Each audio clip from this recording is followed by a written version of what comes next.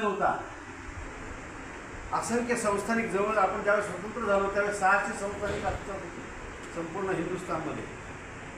छोटी छोटी संस्थानिकं होती. या संस्थानिकांना स्वतःचं स्वतंत्र राज्य निर्माण करायचं होतं.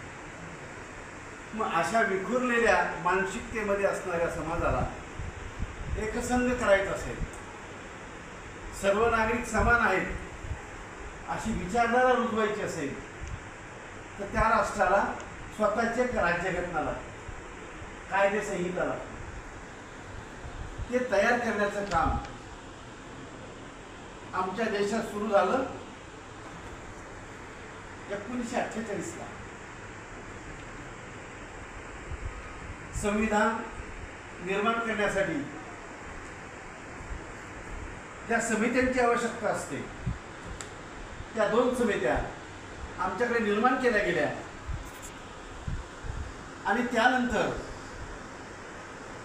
भारतासारख्या विविध धर्माचे, विविध जातीचे, विविध वंशाचे राहणारे लोक एका भूप्रदेशावर होते.